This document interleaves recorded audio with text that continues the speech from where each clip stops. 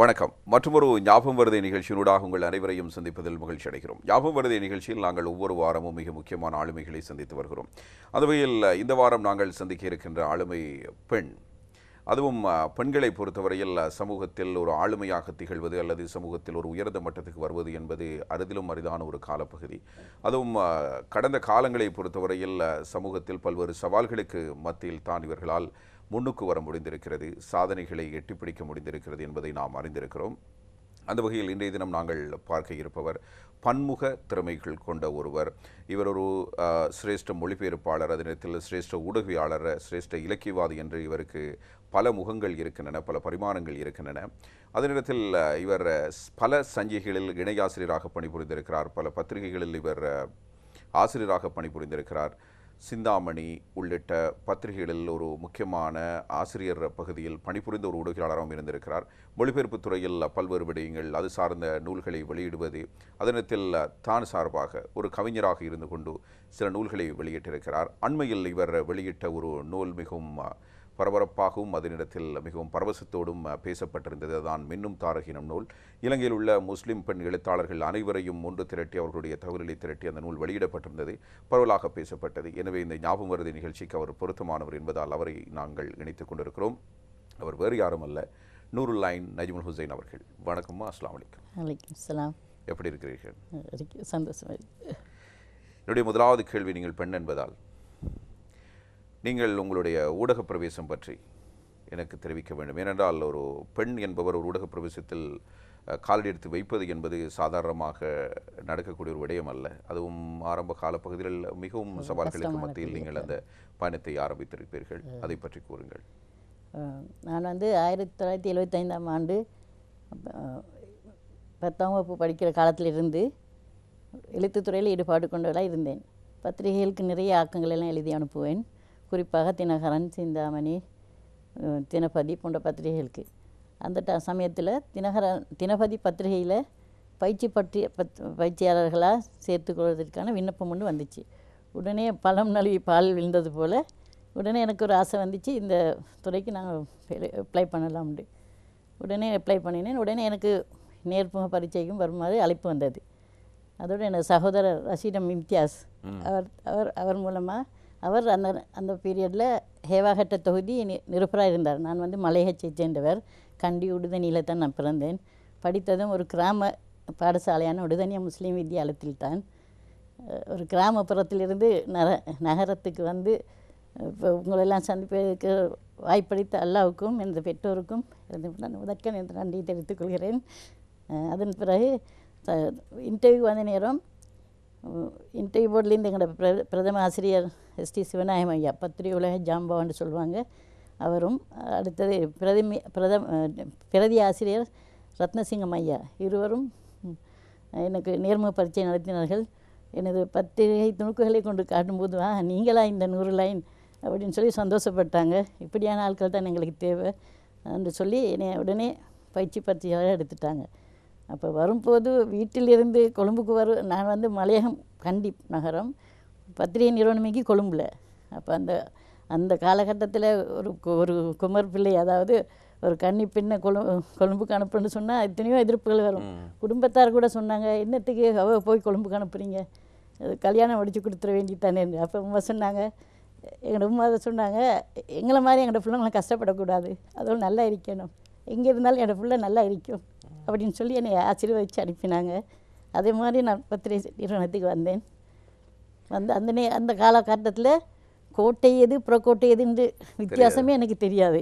நான் கிராம சூழலில் பிறந்தவள், இவ்வளோ கஷ்டப்பட்டேன். அப்போ பத்திரிகைக்கு செய்தி ஒன்று எழுதுங்க சொன்னாங்க. அப்போ பக்கத்தில் உள்ளவர்கிட்ட கேட்டால், இன்றைக்கி யார் கேட்டாலும் நாங்கள் எதையும் சொல்லிக் கொடுப்போம்.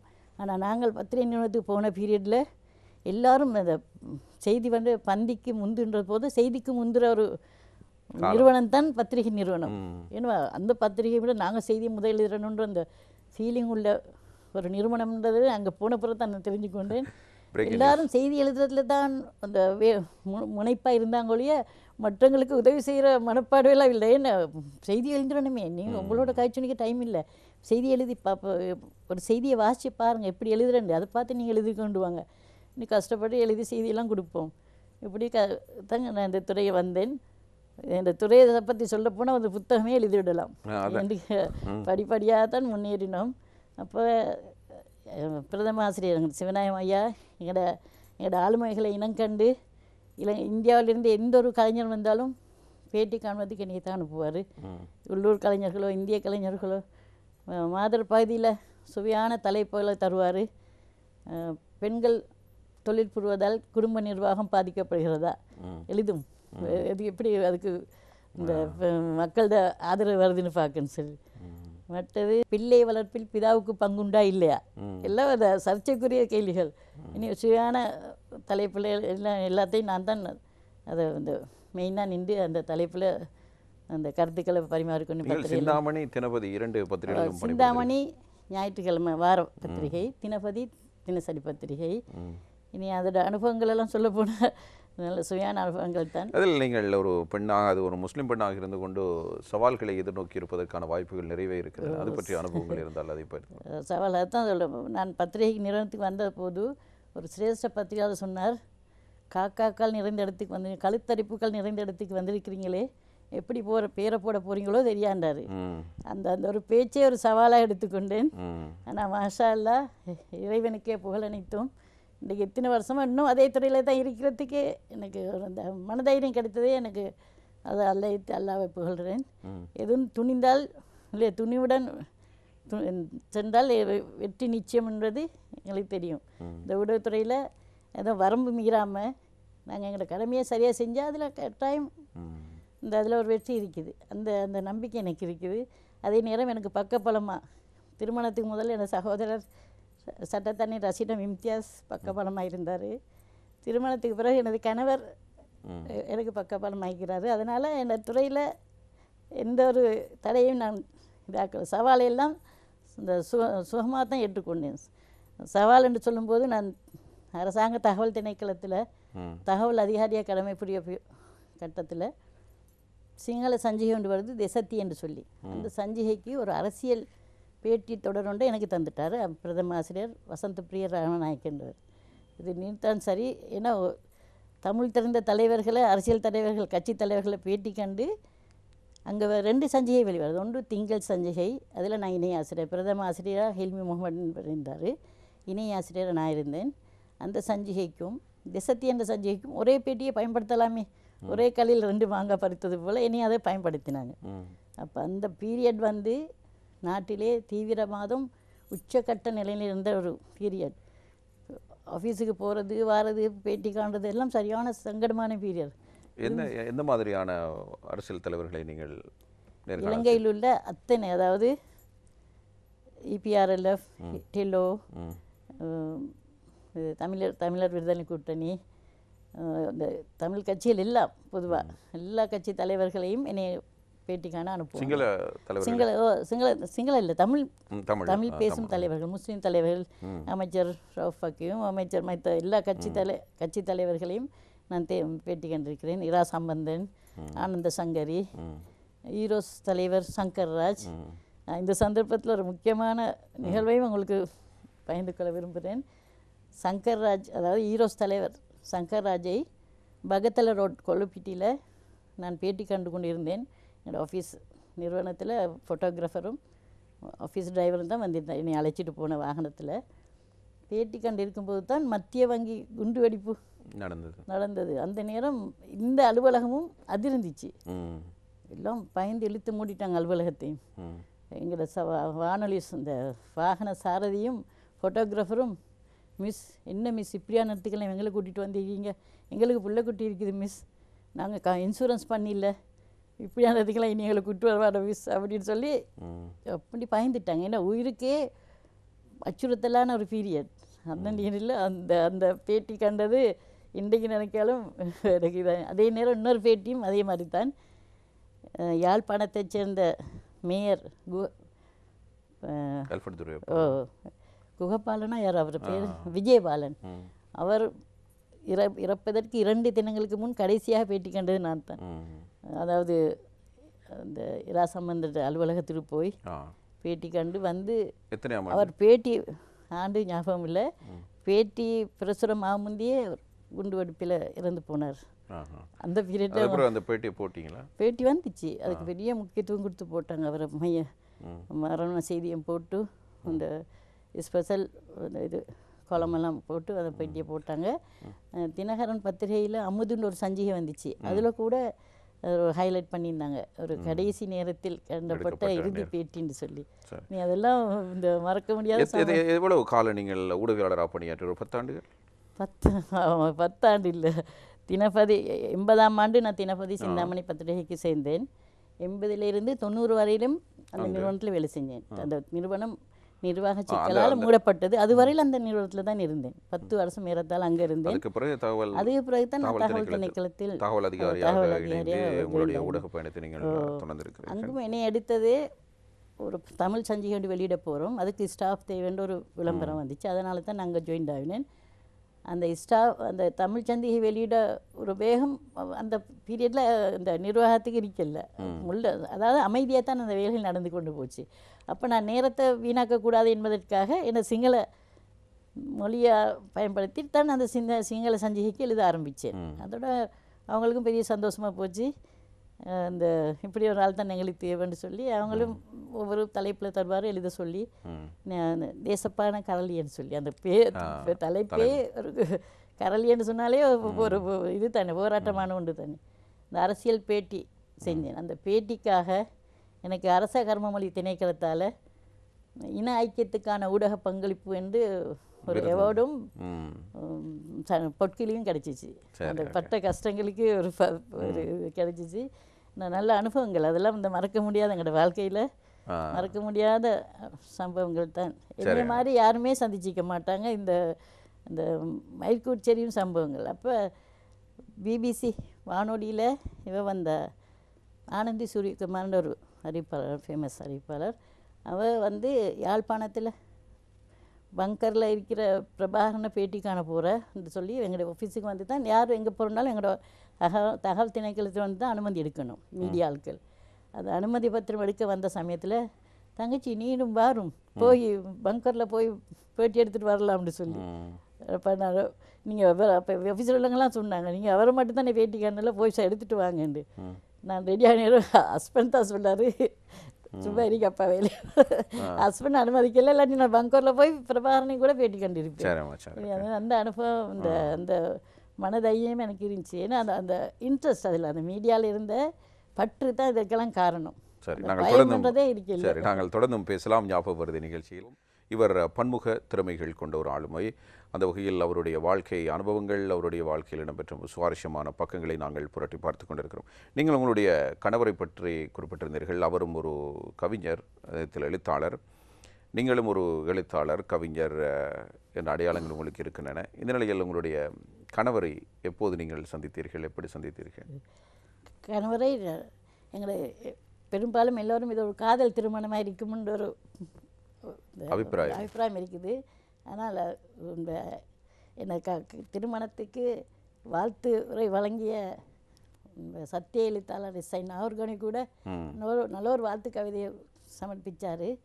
அதாவது எங்களுடைய கல்யாண ப்ரப்போசல் வரும்போதுக்கு முதல்ல ஒரு வாரத்துக்கு முதல்ல பத்திரிகையில் என் சஹாபா பெண்களின் சரித்திர பின்னணிட்டு ஒரு தொடரை நான் எழுதி வந்தேன் ஒரு முஸ்லீம் பகுதியில். அப்போ அந்த கட்டுரை தொடரை வாசித்தாராம்.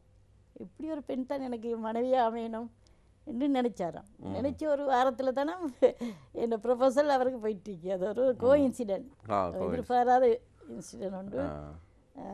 அதுக்கு பிறகு தான் ஆஃபீஸியெல்லாம் அவங்களோட பேரண்ட்ஸ் பார்த்து எல்லாம் இதாக்கிட்டு கல்யாணம் திருமணம் நடந்தது.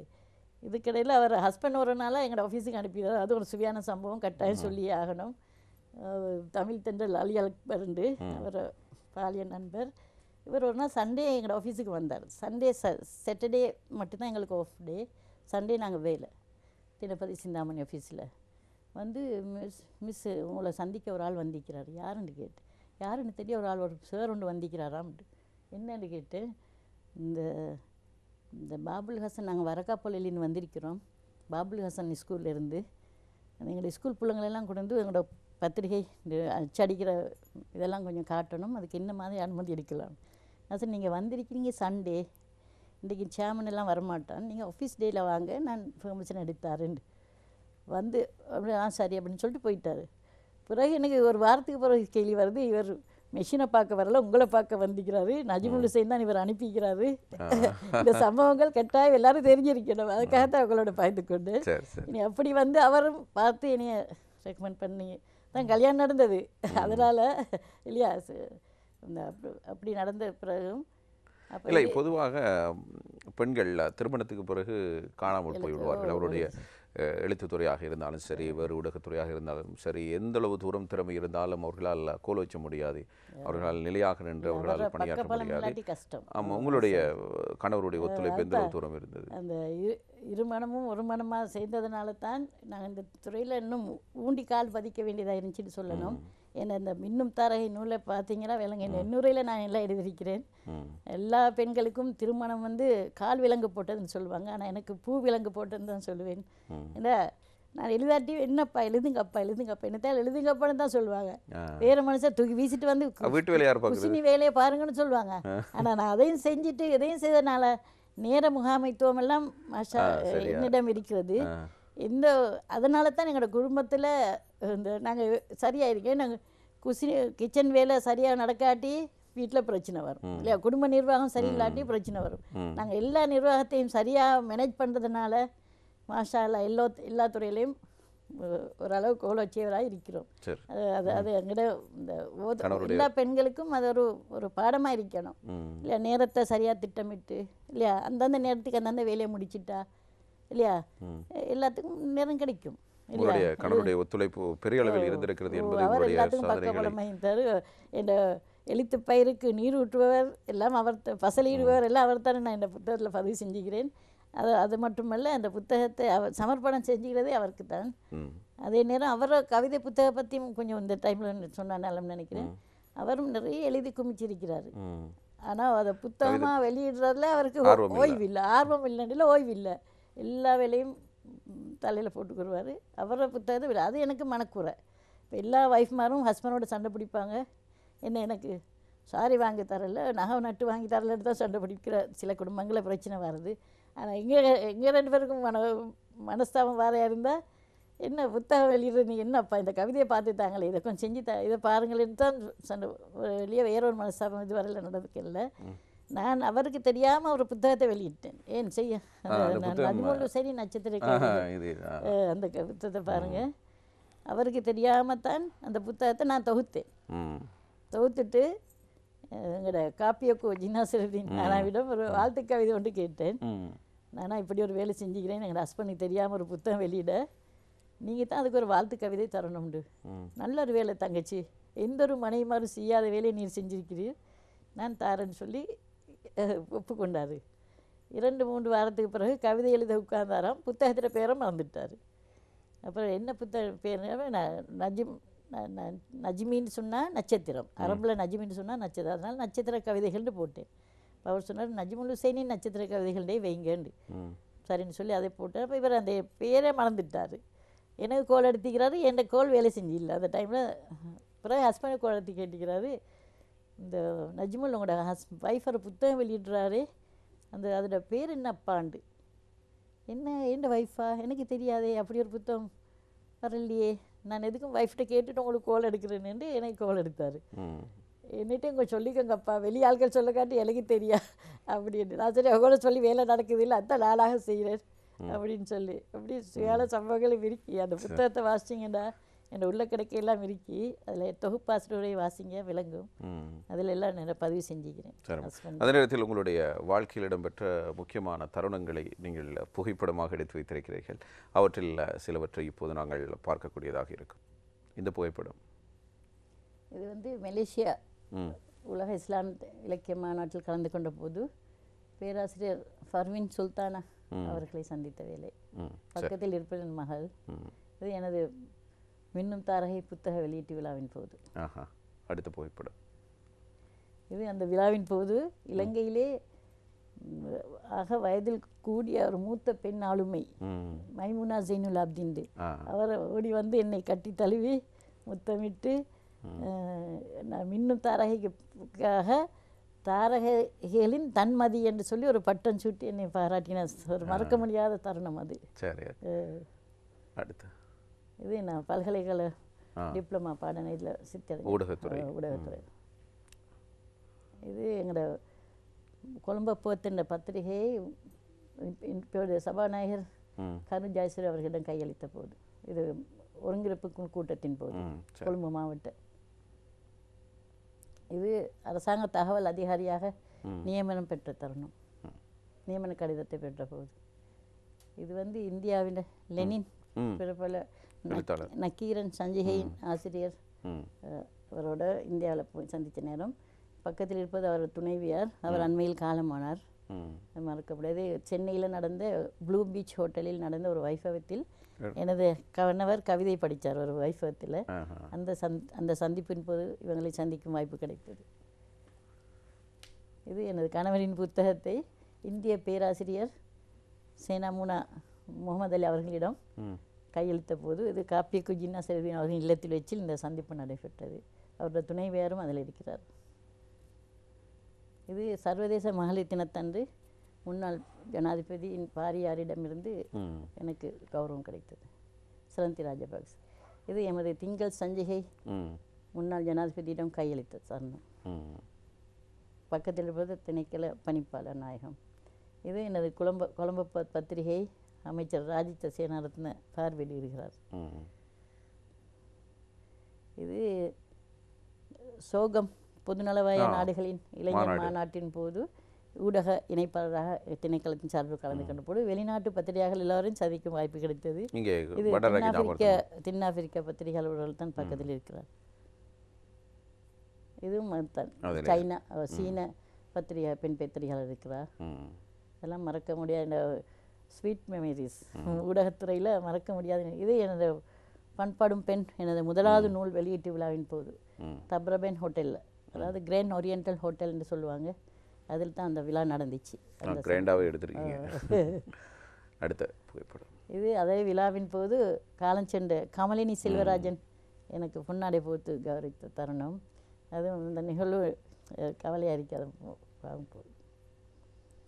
இது நான் பேங்காக் சென்ற போது, அதாவது எங்களோட மாதர் இளம் YWMA இளம் முஸ்லீம் மாதர் சங்கத்தால் எங்களுக்கு மலேசியாவின் முன்னாள் தூதுவரோட அழைப்புண்டு வந்துச்சு. பங்காக் மலேசிய தூதுவராக கடமையாக்கியவர் நசீரா முசைந்து. அப்போது நாங்கள் ஒஃபிஷியலாக வாங்க போன நேரம் அங்கே இஸ்லாமிக் சென்டரில் நடந்த ஒரு வைபவத்தில் எங்களுடைய சகப்பாடியோட அதில் ஜோர்டான் நாட்டு பிரதமர் இந்த தூதுவரும் இருக்கிறார், லத்தீஃப். சரி, நாங்கள் இந்த புகைப்படங்களுடைய இன்னும் ஒரு பகுதி இருக்கிறது, அதை நீங்கள் தொடர்ச்சியாக பார்க்கலாம். ஒரு பன்முக எழுத்தாளர், மிக முக்கியமான பெண் ஆளுமைகளில் ஒருவராக இலங்கையில் இருக்கின்றவர். எனவே சர்வதேச ரீதியிலும் பல பாராட்டுக்களை பெற்ற ஒரு எழுத்தாளரோடும் அதனிடத்தில் பன்முக ஆளுமை கொண்ட ஒருவரோடும் நாங்கள் பேசிக்கொண்டிருக்கிறோம். நீங்கள் எழுதிய பல நூல்களில் பிரதானமாக உங்களுடைய கணவர் பற்றி எழுதியிருந்த நூல், அவருடைய கவிதை தொகுதியை நீங்கள் ஒரு நூலாக வெளியிட்டிருந்தீர்கள், நஜ்முல் ஹுசைன் நட்சத்திர கவிதைகள் என்பது. அதற்கு முன்பாக நீங்கள் வெளியிட்ட நூல் ஏற்கனவே குறிப்பிட்டிருந்த அந்த புகைப்படத்திலும் காட்டப்பட்டது இந்த பண்பாடு பெண் என்பது. இந்த நூல் எதை பற்றி கூறுகிறது? இது நான் தினபதி சிந்தாமணி பத்திரிகையில் பெண்களுக்காக எழுதிய கட்டுரை தொகுப்பு உண்டு. அந்த கட்டுரைகளை வாசிங்களா உங்களுக்கு எல்லாம் இந்த பெண் எழுச்சி குரல் மனதை கவரும் பேச்சு தான் மங்கேருக்கு அழகு தரும். அது 1986ஆம் பாருங்க 83 தெளிவான பாதை காட்டிய உலகமாக இக்பால், மலையக மாதிரியின் வாழ்வு, மலையக மக்களுடைய வாழ்வியலை பிரதிபலித்திருக்கிறீர்கள். நங்கிருக்கேற்ற நவீன சாதனங்கள், சமூக சட்டத்திட்டங்கள் ஆண்களுக்கு பக்கபலமாக இருக்கிறது என்று பெண்ணுரிமை பேசியிருக்கிறீர்கள். பெண்களுக்கு தக்க பாதுகாப்பு தேவை, சிக்கனத்தை கடைபிடித்து வாழ்வதுதான் சிறப்பு, ஈகை திருநாள் நம் முக்கிய பணி என்று பல 1997ஆம் ஆண்டு எழுதின புத்தகம் அது. அந்த காலத்தில் என் மனநிலையில் இருந்தது தான் எழுதினேன். ஆனால் இப்போ நான் அந்த எழுத போனால் கண்ணீர் கதையாக தான் இருக்கும். இன்றைய பெண்களோட அவலங்கள், பெண்களோட பிரச்சனை பற்றி எழுத போனால் இல்லை ஒரு பக்கம். அப்போது அந்த சிந்தனை வருவதற்கு உங்களுக்கு எது காரணமாக இருந்தது? நீங்கள் சந்தித்த சவால்கள், சமூகத்தில் நான் கண்ட பாத்திரங்களை வச்சு தான் நாங்கள் பொதுவாக கட்டுரைகள் எழுதுறது. நான் இந்த முஸ்லீம் சேவை மாதர் மஜ்லிஸ் நிகழ்ச்சிக்கு பிரதியாக்கம் செஞ்சிருக்கிறேன் சுமார் 15 வருஷமாக கண்டினியூவாக. அந்த பிரதியாக்கத்தில் நான் சேர்த்துக்கொள்கிறதே சமகால பிரச்சனைகள் தான். அப்போ எங்களோட சொந்தக்கார மாமியோட இப்போ அவங்களோட பேச பயமாக்குமா நீங்கள் ரேடியோவில் எழுதிருவீங்க இல்லாட்டி பேப்பரில் எழுதிருவீங்கன்னு சொல்லுவா. ஏன் அதை அன்றைக்கு நடக்கிற சம்பவங்களை வச்சு தான் அப்போ தான் அந்த மக்களை கவர்ற மாதிரி இல்லையா ஒரு சொல்லே வேணும். அதாவது எங்களோட ஊரில் ஒரு பிள்ளைக்கு மஜ்னுன்னு பேர் வச்சுருந்தாங்க. மஜ்னுன்னு சொன்னால் தமிழில் பைத்தியக்காரன். அப்போ அந்த பேர் வைக்கிறதுல கூட ஒரு இந்த தெளிவில்லாமல் இருந்த ஒரு காலகட்டத்தில் நாங்கள் வாழ்ந்திருக்கிறோம். அப்போ அப்படி அந்த இதில் நான் கட்டாயம் சுட்டி காட்ட தானே வேணும், கௌரவமாக அதை மறைச்சிக்கிறது. அதனால் பிறகு அவரை பேரை மாற்றி வேறு பேரை வச்சாங்க. அது மாதிரி சமகால பிரச்சனைகள், இப்போ மாமி சண்டையா, சகோதரங்கள் சண்டையா, உறவு சண்டையா, இப்போது தொடர்கின்ற விஷயம் அது இல்லை அதெல்லாம் பக்குவமாக இல்லையா. இப்போ சிலது மறதியால் ஏற்படுற பிரச்சனைகள், அந்த குடும்ப நிர்வாகத்தில் ஏற்படுற சீர்கேடுகள் எல்லாம் எங்களால் எங்களோட சக்திக்கு ஏற்ற மாதிரி பக்குவமாக செலுத்திக்கிறோம். நீங்கள் வானொலி தாண்டி தொலைக்காட்சியில் உங்களுடைய பங்களிப்பு இருந்திருக்கிறது. தொலைக்காட்சியிலையும் பேட்டி நிகழ்ச்சிகள், கவியரங்குகளில் கலந்து கொண்டிருக்கிறேன், கலந்துரையாடலில் கலந்து கொண்டிருக்கிறேன். வானொலியிலே நிறைய கலந்துரையாடல், கவியரங்கு, சிறப்பு கவியரங்குகள் எல்லாம். திருமணத்துக்கு முதல் தான் நிறைய கவியரங்கில் கலந்து கொண்டேன். திருமணத்துக்கு பிறகு கணவனுக்கு முக்கியத்துவம் கொடுக்கறதுனால இப்போ 2 பேருக்கும் ஒரே சான்ஸ் கொடுக்க இல்லாதே, அதனால் குறைவு. ஆனால் நான் முந்தி ஈழமேகம் ஃபக்கீர் நாவலர் ஈழமேகம் ஃபக்கீர் தம்பியோட தலைமையில், ஃபசீல் காரியப்பர் தலைமையில், நிறைய பெரிய மூத்த தலைவர்கள் தலைமையில எல்லாம் நான் கவிதை படிச்சுக்கிறேன். அதை மறக்கையில் இந்த நீங்கள் சிங்கள மொழியில் நூல்கள் எழுதியிருக்கிறீர்கள் தானே? சிங்களத்தில் மொழிபெயர்ப்பு சேர்ந்திருக்கிறேன். அதாவது இந்த உடுவை தில்லை நடராஜா அவர் வந்து முன்னாள் கல்வி அமைச்சின் மேலதிக செயலாளர், அவரும் பன்முக ஆளுநர். அவருடைய 3 சிறுவர் கதைகளை நான் மொழிபெயர்ப்பு செஞ்சுகிறேன். பேசும் பேனா, மந்திர கண்ணாடி, கடற்கண்ணி ஆகிய 3 சிறுவர் கதைகளையும் சிங்களத்தில் மொழிபெயர்த்துக்கிறேன். அதே நேரம் வந்து பாருங்களுக்கு நான் தேசத்தி என்ற சஞ்சிகைக்கு எழுதின கட்டுரைகள் எல்லாம் தொகுத்து வச்சிருக்கிறேன். அந்த கீழே இருக்கு. உங்களுக்கு சிங்கள மொழியின் மீதான பற்று எப்படி அந்த சிங்கள மொழியை நீங்கள் கற்றுக்கொண்டீர்கள்? தமிழ் மொழியில் தான் நீங்கள் படித்தது தமிழ் மொழி. ஆனால் ஆள முயன்றால் ஆகாததில்லைன்னு சொல்லுவாங்க. யாரும் தெண்டிச்சு கொண்டா தெண்டித்தவன் பெற்றுக்கொள்வான். மஞ்சத்த வஜ்ஜன்னு சொல்ல அரபில் ஒரு பழமொழி இருக்குது. நான் ஆரம்பத்தில் இந்த இது தினபதி சிந்தாமணி பத்திரிகைக்கு தான் இந்த எங்களோட தகவல் திணைக்களத்துக்கும் போன நேரம் கதைக்கும் போதெல்லாம் சிரிப்பாங்க எல்லாரும், விளங்குதா, எங்களோட சிங்கள உச்சரிப்போல் ஃபீலே அப்படின்னு சொல்லி. அப்போ நான் விடலை. நான் அப்போ உச்சரிப்பை திருத்தி கொண்டு ஒவ்வொரு நாளும் நான் ஆக்கங்கள் எழுதி கொடுப்பேன். எழுதின பிறகு எடிட்டர் அதை திருத்துவார் தானே, திருத்தின பிறகு அந்த கொப்பியை கொஞ்சம் தாங்க சார், நான் எங்கே பிழை விட்டுக்கிறேன்னு சொல்லி திரும்ப எடுத்து அந்த பிரதிகளை பார்ப்பேன். பார்க்கும்போது நான் விட்ட பிள்ளைகள் தெரியுமே, அதுக்கு பிறகு இதுக்கு பிறகு எழுது போல திரும்ப அப்படியா நான் மொழி வளர்த்த விரிச்சது. அதோட என் திறமைகளை கண்ட எங்களோட நிர்வாகம், தகவல் திணைக்களத்தில் பணிப்பாளர், அரச கர்ம மொழி திணைக்களத்தில் இந்த பாடநெறிகளுக்கு என்னை சிபாரிசு பண்ணினார். அதிலும் உயர் சிங்கள உசஸ் பார்த்தமாலா வந்து ஹையர் எஜுகேஷன் சிங்கள, அதாவது இலக்கணம், வியாக்கரணம் அதெல்லாம் படித்து நான் தான் சூப்பர் கிரெடிட் எடுத்து பாஸ் ஆகினேன். திணைக்களமே என்னை பாராட்டிச்சு, இந்த மொழியில் இப்போ நல்லா உங்களெல்லாம் மிஞ்சிட்டா அப்படின்னு சொல்லி. அதனால் நான் சொல்ல வர்றது என்னென்னா, முடியாதது ஒன்றும் இல்லை, முயன்றால் முடியாதது ஒன்றும் இல்லை, எல்லாரும் தெண்டிச்சா எதையும். இப்போ அது அந்த இதில் தான் தனியாக ஒரு பத்திரிகையை நான் செஞ்சுருக்கிறேனே, இந்த சிங்கள இந்த கொழம்பு போத்துன்ற பத்திரிகை பாருங்க, கொழம்பு போத்து ஒரு சஞ்சிகை பத்திரிகையாக வந்தது.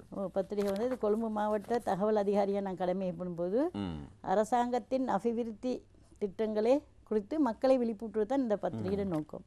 அரசாங்கம் என்ன செய்யுது மாவட்ட ரீதியில் செய்கிற அபிவிருத்தி திட்டங்கள், அதில் தமிழ் பகுதி ஒன்றையும் போட்டிருக்கிறேன்.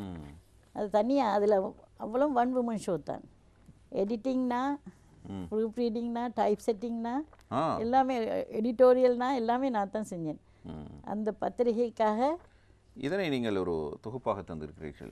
அது தொகுக்கறான்னு செஞ்சிருக்கேன். நான் தொகுக்கல, நான் அது டெம்பரரியாக முக்கியமான பல விஷயங்கள் இருக்கு. இதில் தான் நான் சொன்னேன், இந்த அரசியல் கட்டுரை எல்லாமே அதில் தான். தேசப்பான கரளியை இவ்வளோ பேரை பற்றியும் நான் எழுதுகிறேன். கலை இலக்கியவாதிகள், சில்லையூர் செல்வராஜன், கமலினி செல்வராஜன், எல்லா ஆளுமையும் பற்றியும் பேட்டிகளும் இருக்கு, அரசியல் கட்டுரைகளும் இருக்கு. இந்த புத்தளியில் உங்களுடைய பங்களிப்பு? இதுவும் நான் பிரதம ஆசிரியராக செஞ்சோம். இது ஒரு மாதாந்த பத்திரிகை உண்டு. இதுவும் அபிவிருத்தியோ, இது திணைக்களத்தாலே வெளியிடப்பட்டது. இது மாவட்ட செயலகமும் திணைக்களமும் சேர்ந்து செஞ்சது தான் கொழும்பு செய்திகள். இதுதான் நீங்கள் தகவல் அதிகாரியாக பணிபுரிந்த பொழுது திங்கள் திங்கள் என்ற சஞ்சிகை இல்லையா? இது இன்னும் தொடர்ந்து வெளிவருது. இதில் இணை ஆசிரியராக நான் கடமை. அப்போது வந்த சஞ்சிகைகள் ஒரு தரமான சஞ்சிகையாக பார்க்கப்பட்டது. இன்றைக்கும் வருது, ஆனால் முறையா இல்லாட்டியும் இடையிடையே வருது. அது பூங்காவனம், அது அது ரிம்சா முகமதுன்ற ஒரு எழுத்தாளர் எழுதிய புத்தகத்தில் என்னை அட்டைப்பட செய்தியாக என்னைய போட்டு இருந்தா. இப்போது நாங்கள் உங்களுடைய ஒளி அரசி, அதுவும் சுடரொளி பத்திரிகையால் வெளியிடப்பட்ட ஒரு ஒளியரசி சஞ்சிகை. அதற்கு பிறகு ஜனதன் என்ற பிரதம ஆசிரியரை கொண்டு அது வெளிவந்துச்சு. இது இப்போ நெல்லையடியிலிருந்து தான் வெளிவருது. அந்த சஞ்சிகையின் ஆசிரியர் பீட ஆலோசகர்களில் நானும் ஒருவர். அதுலேயும் கலைத்துறையைச் சேர்ந்த இலக்கியவாதிகள் பலரை இலக்கிய முத்து என்ற தலைப்பில் இலக்கிய ஆழ்மை கொண்டவர்களை பேட்டி கண்டு வருகிறேன். நட்சத்திர இல்லத்தரசிகள்னு சொல்லி பல்முக ஆண்மை கொண்ட பெண்களை பேட்டி கண்டு வருகிறேன். இதில் எந்த சிறப்பு பேட்டியோடு போட்டிருக்கிறாங்க அந்த மின்னு தாரகையை முன்னிட்டு. அப்போதிருந்து நீங்கள் எழுதி கொண்டே வந்திருக்கிறீர்கள் ஒரு எழுத்தாளர்கள். எழுத்து தான் என்ற மூச்சு பேச்சு எல்லாமே எழுத்து தான். இந்த நூல் உண்மையில் சாதாரணமாக ஒரு பெண்ணால் தொகுக்கப்படக்கூடிய ஒரு நூல் அல்ல. மிகவும் அதிக பிரயத்தனங்களுக்கு மத்தியில், சிரமத்துக்கு மத்தியில் நீங்கள் இந்த நூலை தொகுத்திருக்க வேண்டும். அழகான அட்டைப்படத்தோடு வெளிவந்திருக்கிறது. அதுவும் ஒரு சமூகம் சார்ந்த பெண் எழுத்தாளர்கள் பற்றி ஒரு ஆய்வு நூலாக இது பார்க்கப்பட்டது. பல பேராசிரியர்களாலும் பாராட்டப்பட்டது. இதனை செய்ய வேண்டும் என்ற எண்ணம் உங்களுக்கு ஏன் வந்தது? இதனை எவ்வளவு காலப்பகுதியை நீங்கள் இதனை செய்வதற்காக எடுத்துக்கொண்டீர்கள்? இதில் எல்லா எழுத்தாளர்களும் உள்வாங்கப்பட்டு விட்டார்களா? ஏதேனும் யாரேனும் தவறவிடப்பட்டிருக்கிறார்களா? நூலை பற்றி பேசுங்க. 1907ஆம் ஆண்டு 2002ஆம் ஆண்டு இலங்கையில் நடந்த உலக தமிழ் இலக்கிய இஸ்லாமிய மாநாட்டின் போது நான் ஒரு ஆய்வுக்கட்டை சார்வித்தேன். முஸ்லீம் பெண்களின் ஊடக பங்களிப்புன்னு சொல்லி. அப்போ முஸ்லீம் பெண்கள் ஊடகத்தில் என்ன பங்களிப்பு செஞ்சாங்கன்றதாக ஆராய்ச்சி கொண்டு போகும்போது அப்போ தான் என் மனசில் தோண்டிச்சு, ஏன் ஒரு முஸ்லீம் பெண்களை பற்றி ஒரு எழுதலாமே என்று. அப்போ துளிர் விட்ட ஒரு சாதாரணமாக 16 வருஷத்துக்கு வெளியிட்ட மரம் தான் இப்போ அந்த விதை தான் இப்போ மரமாக இருக்கு. அதிலிருந்து நினச்சது ஆஃபீஸ் அலுவலக வேலை, வீட்டு வேலை, குடும்ப நிர்வாகம், அதனால் தடைப்பட்டிருந்த எழுத்துலக பங்களிப்பு இப்போ 2 வருட காலமாக ஓய்வு நிலையாக இருப்பதனால என் எழுத்து பயணிகளுக்கு இப்போ இந்த நீர் பாய்ச்சி கொண்டு வருகிறேன். கடந்த ஆண்டு ஏப்ரல் மாதம் கணவண்ட புத்தகம் ஒன்றை வெளியிட்டேன். இந்த நட்சத்திர கவிதைகள், நஜ்முல் ஹுசைனி நட்சத்திர கவிதைகள் நவம்பரில் மின்னும் தாரைகள் மின்னுது. அதுவும் அதுக்கு தகவல் சேர்க்கப்பட்ட கஷ்டங்கள் எல்லாம் நினச்சிங்கன்னா நீங்களே ஆச்சரியப்படுவீங்க. அந்த எப்படி அந்த தகவல்களை பெற்றுக்கொண்டீர்கள்? இதை பத்திரிகையில் மீடியாவில் ஏதாவது விளம்பரப்படுத்தினா சாதாரணமாக அழகு குறிப்பு எழுதினாங்க, சமய குறிப்பு எழுதினாங்க, எல்லாம் தங்களை பற்றி போட சொல்லி என்னைய நச்சரிப்பாங்க. அதனால் நீங்கள் உங்களுக்கு உள்ள திறமையை வச்சு செய்யுங்க அப்பான்னு சொல்லி என் ஹஸ்பண்ட் என்னைய இது அட்வைஸ் பண்ணார். ஏன்னா சும்மா 2 பழமொழி எழுதினாங்க, தொகுப்புன்னு போட்டவங்க எல்லாரையும் போட போனால் என் தலைவலி தானே. அப்போ உங்களுக்கு தெரிஞ்ச மாதிரி தெரியுங்க. என்னை மீடியா உள்ள இந்த அனுபவத்தை பயன்படுத்தி யாரோடெல்லாம் புத்தகம் வெளியிட்டாங்களோ அவங்கள பற்றி தேடினேன், அவங்களுக்கு தெரிஞ்ச மற்றவங்களை பற்றி தேடினேன். அப்படி தேடித்தான் இந்த பெரிய தேடுதல் முயற்சியால் தான் இந்த தமிழ் மொழியில் பணியாற்றியவர்கள் மாத்திரம் உள்வாங்கப்பட்டிருக்கிறார்கள். இல்லை சிங்களத்தில் எழுதிக்கிறாங்க, இங்கிலீஷில் ஆங்கில மொழியில் எழுதினாங்க, எல்லாமே இருக்கிறாங்க. எனக்கு கிடைத்த தகவலை பயன்படுத்தினேன். ஏன்னா ஒரு பதிவாக இருக்கணுமே. அப்போ எல்லாரும் இதுக்கு ஒரு ஆசியுரை தந்தாங்க. எங்களோட கம்பளை சேர்ந்த நெய்மா சித்திக், மூத்த எழுத்தாளர், மலையக எழுத்தாளர். அவர் கடைசியில் வாசிச்சு பாருங்க என்ன சொல்லிக்கிறாரு. எங்களோட இலக்கியங்கள், எங்களோட வரலாறுகள் மறைக்கப்படுது, புதைக்கப்படுது, நீங்கள் பெரிய ஒரு பதிவை செஞ்சுருக்கிறீங்கம்மான்னு சொல்லி பாராட்டி போட்டார். நான் அதன் தான் அட்டைப்படத்துக்கே அவர் ஆசி செய்தியை போட்டிக்கிறேன். ஏன்னா ஒரு பதிவொண்டு இல்லை முஸ்லீம் பெண்களை பற்றி. இப்போ ஒரு 4-5 பேரோட தான் எல்லாம் அந்த வரைவிலக்கணத்தோடு நிற்கிறாங்க. ஆனால் அதையும் தாண்டி எங்களை பெண்கள் எவ்வளோ எழுதிக்கிறாங்க, எவ்வளோ ஆளுமையிலங்க இருக்கிறாங்க. இதெல்லாம் விலைமறைக்காயாக இருக்குது. இவங்களை வெளிச்சத்துக்கு கொண்டாடுறது நீண்ட நாள் என்ற ஆசை தான் அது. அப்போ எனக்கு வேணும் எல்லா எழுத்தாளர்களும் ஒரு நெட்வொர்க், ஒரு இதுக்குள்ளால் கொண்டு வரணும். எல்லாம் இணைப்பாக இருக்கணும், ஒரு பாலமாக இருக்கணும். இல்லையா? நாங்கள் இந்த மொழியால் ஒன்றுபட்ட மாதிரி இலக்கியத்தாலையும் ஒன்றுபடுவோம் இல்லையா? எங்களுடைய ஒரு பழமா இல்லையா? ஒன்றுபட்டால் ஒன்று வாழ்வுண்டு, எழுத்தாளர்லாம் ஒன்றிணைக்கணும் ஒரு ஆசையில் தான் இந்த புத்தகத்தை செஞ்சேன். ஆனால் அதில் ஒரு சிலர் அவங்களோட தகவலை தாரத்துக்கே பெரிய பீடிகை போட்டாங்க. இப்போ எல்லாம் பிறகு எல்லாம் டைம் இல்லை, பிறகு பார்ப்போண்டா, இல்லாட்டி எங்களை விடுங்கடா அப்படின்னு சொன்னவங்களும் இருக்கிறாங்க. ஆனால் நான் தேவையான தகவலை விட்டால் அந்த முழுமையாக பெறாதே, அதற்காக நான் இந்த கௌரவத்தை இந்த பணிஞ்சு போவதால் கௌரவம் குறையாது தானே. அதனால் நான் பணிஞ்சு போய் மெசேஜ் அனுப்பினேன். மெசேஜுக்கு பதிலாதவங்களை இன்பாக்ஸில் மெசேஜ் வச்சினேன். அதுக்கும் பதிலாத மெசஞ்சரில் அனுப்பினேன். அதுக்கும் இல்லையா லெட்டர் மூலம் போஸ்ட் பண்ணினேன். அப்படி கஷ்டப்பட்டு தான் சிலர் இந்த மயிலே இறகு போட்டுனா போகுது. அது சில மயில்கள் இதை பிடிங்கி எடுக்கிற மாதிரி தான் சில தகவல் எடுத்து ஏதோ சாதாரணமாக பெண்கள் என்றாலே ஒரு பெண்ணோடு இன்னொரு பெண்ணுக்கு ஈகோ இருக்கும். ஒரு எழுத்து உலகில் அதுவும் ஊடகத்துறைகள் என்கிற பொழுது ஒரு பொறாமை உணர்வு இருக்கும். இயல்பாக அப்படி இறங்கி வந்து அந்த மாதிரி யாரும் இன்னொருவருடைய புகழை பாட வேண்டும் என்பதற்காக நூல்களை எழுத மாட்டார்கள். அது நடக்காத ஒரு காரியம். அதனை நீங்கள் செய்திருக்கிறீர்கள் என்றால் அதற்கு ஒரு பெரிய நான் சந்தோஷப்படுறேன். எனக்கு எங்களுக்கு ஒரு இது ரிசோர்ஸஸ் தானே, இது ஒரு வளங்கள். நம் நாட்டோட முஸ்லீம் பெண்களோட ஆளுமைகளை வெளிப்படுத்துறது ஒரு ரிசோர்ஸஸ் தானே. இந்த வளங்களை ஒரு தொகுப்பாக வெளியிடுறது பெரிய ஒரு பாக்கியமே. அதனால் நான் எந்த ஒரு அந்த அலட்டல்களையும் நான் அலட்டி கொள்ளலை இல்லையா?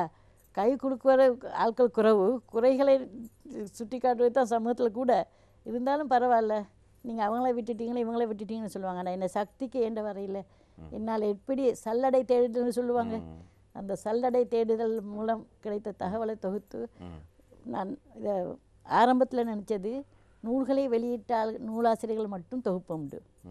இப்போ ஒரு 25 பேர் செய்யலாம் தான் எல்லோரும் டோட்டலாக கேட்பாங்க. கொஞ்சம் நில்லுங்கம்மா, நான் 25 பேர் தான் வெளியிட போகிறேன். அப்படியே சேர்த்துன்னு போகல புத்தகம் வெளியிட்டங்களே 87 பேர் வந்துட்டாங்க. பிறகு பார்த்தேன், அப்போ இதை 3 அத்தியாயமாக இந்த புத்தகத்தை பிரிச்சுக்கிறேன். நூல்களை வெளியிட்ட நூலாசிரியர்கள், அது ஒரு அத்தியாயம்.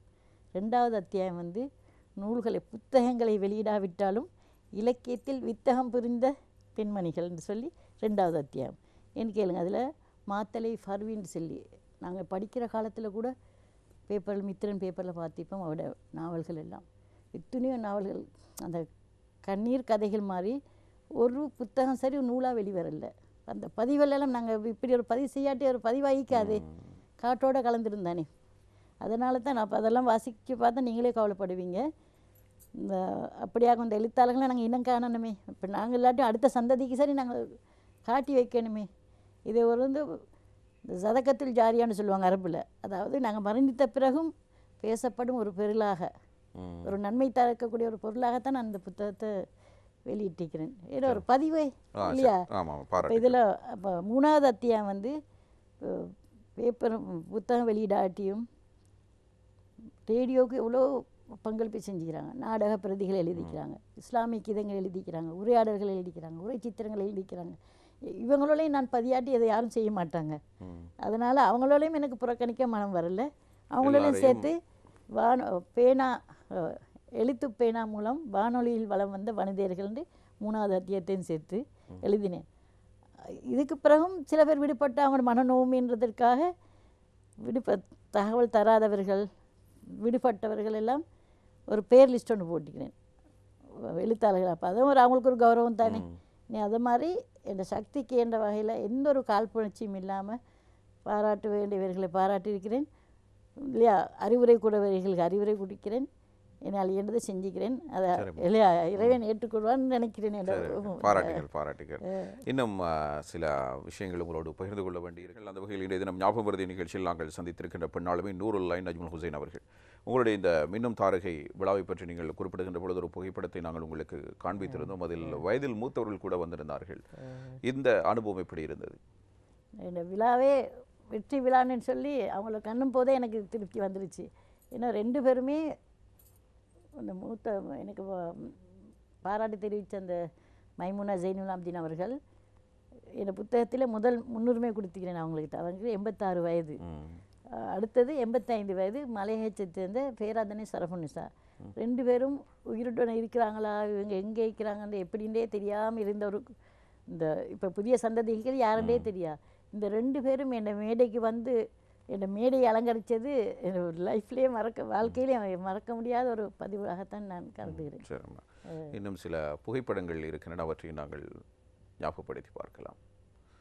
இது இந்த எனக்கு இலக்கிய தாரகின்ற ஒரு பட்டம் கிடைச்சாங்க. அந்த இன நல்லிணக்க ஒன்றியம் ரத்னபுரியில் நடந்த அந்த விழாவில் என் பெற்றோர்கள் உமாவும் பாப்பாவும் என் சகோதரியும் கலந்து கொண்டு வரும் மறக்க முடியாத சம்பவம். இது என் மகள் சட்டத்தரணியாக சத்தியப்பிரமாணம் செய்த ஒரு நிகழ்வு சப்னா. இது உலக மாநாட்டுக்கு இலங்கைக்கு வந்த இந்திய பேராளர்களுடன் இலங்கையின் மூத்த ஆளுமைகள்.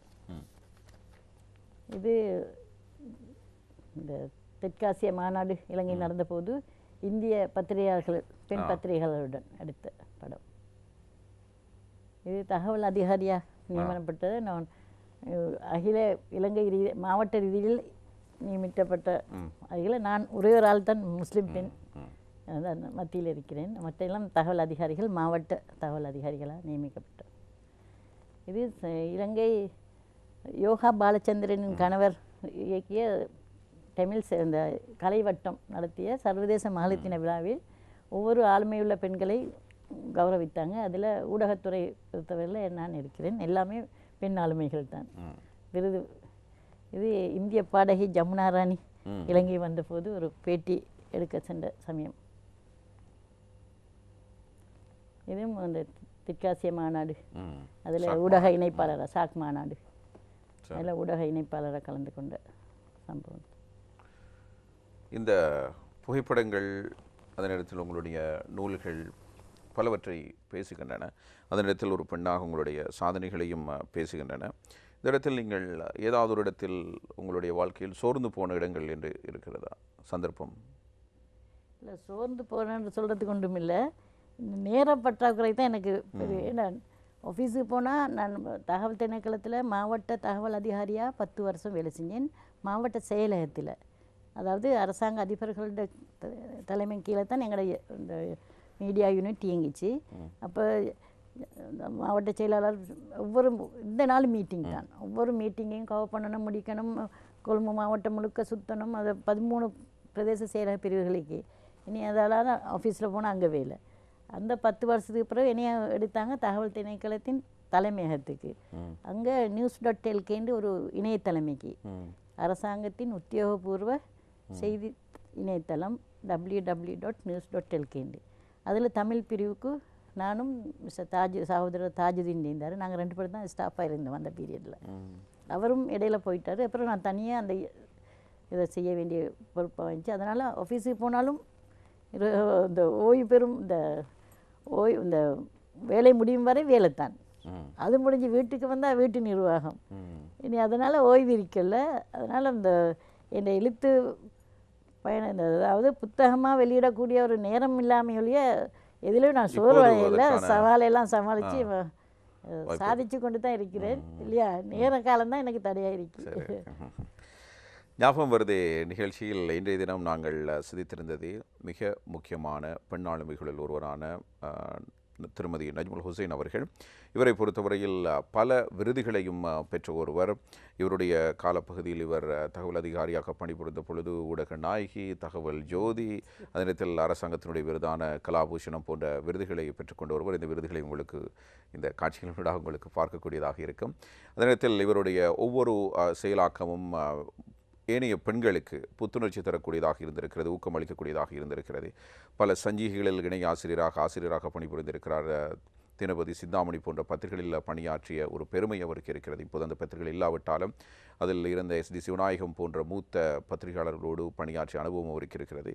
அதே நேரத்தில் தகவல் திணைக்களத்தில் இருந்து கொண்டு பல்வேறு சேவைகளை செய்திருக்கிறார். பல அரசியல் தலைவர்களை அவர் நேர்காணல் செய்திருக்கிறார்.